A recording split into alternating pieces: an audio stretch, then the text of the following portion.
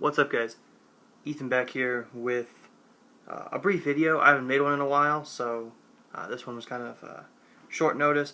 There will be more on the way. I'm lazy and I never get a chance to do any videos.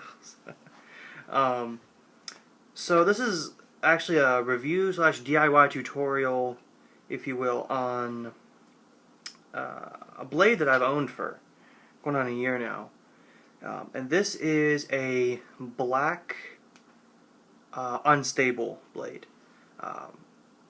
Funny thing is, I actually worked on this early last year, and I had just I've seen ripper blades, and I had an interesting idea for one that was a black polycarbonate tube with like the unstable thing running through it. I know he had made one, and I kind of had inspiration to make one of myself, and to try out kind of something fit his style. And you know, I'm a big fan of ripper blades. If you want to make your lightsaber look like something out of SWTOR, that's exactly what you need, some of his blades. And then, like a week after I had made it, I did not put it out on YouTube. The channel had not been open yet, and Carve came out with the Crackle blade, and I was like, if I post that idea, I could have gotten you on copyright. So this is a brief tutorial, not necessarily actually going out in the shop and working on one, but telling you how you can do it, how easy it is to make one.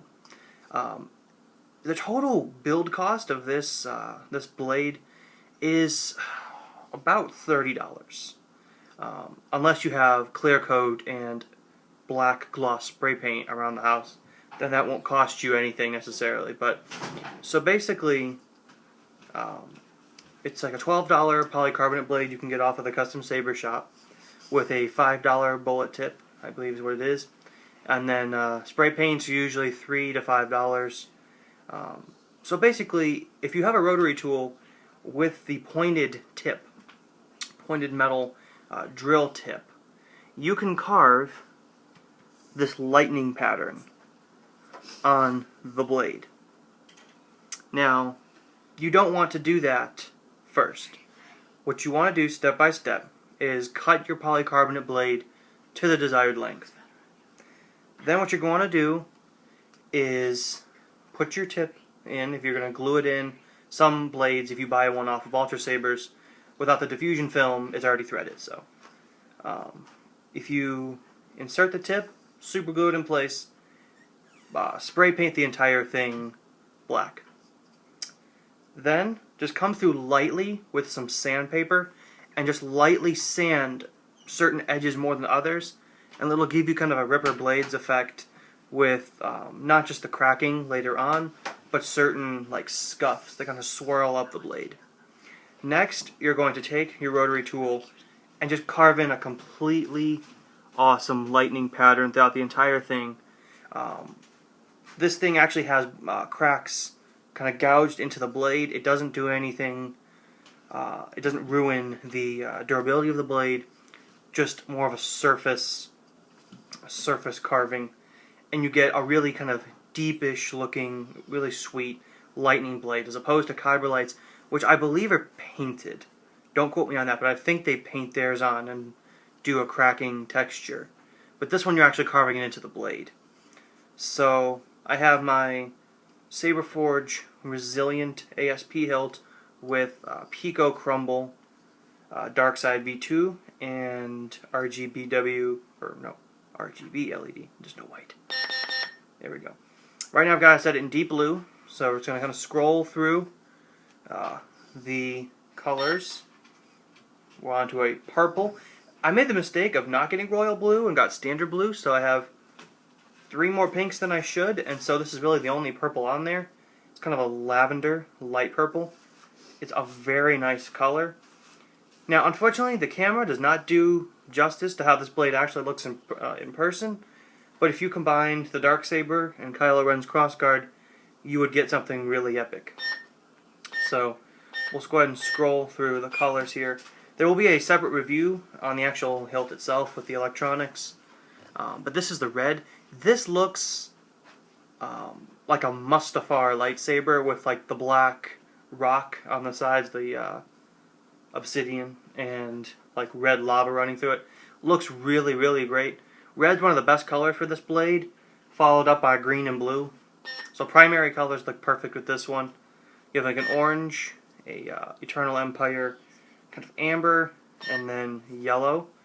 This is more of a yellow from the Clone Wars, so it's kind of a neat one right there. But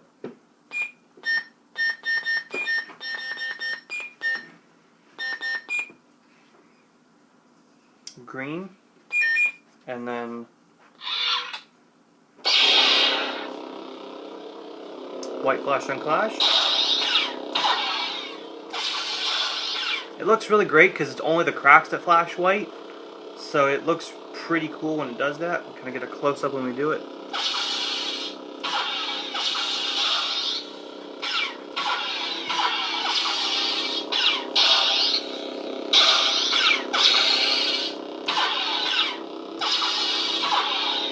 When it flashes white, if you look really closely, you actually get a white core effect with the black outside. It looks very neat.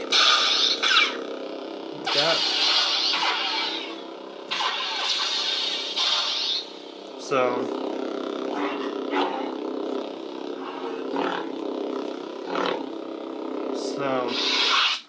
very neat. So like I said, once you apply the black paint and you carve it through, then take some clear coat and put a heavy coat of clear coat on the blade. You don't have to worry about any dripping. It's not really going to be noticeable. And so you will have a lightly sanded blade with a lightning edge. Make sure you paint the blade first and then carve it. Otherwise, if you carve it and then paint it, it's just going to be a solid black blade with sound. So there'll be no light. So make sure you carve it after it's painted. And then clear coat, and you'll have a durable black core blade for about $30 as opposed to the Ripper Blades one and the Kyberlite, which I believe goes for about $45 to $50. So you get to make one yourself for considerably less and save yourself some money. So thank you guys so much for watching, and if you haven't subscribed to the channel, and there will be more videos coming earlier next week. So I'll keep you guys posted on when those will be coming out. So thanks for watching, and may the Force be with you.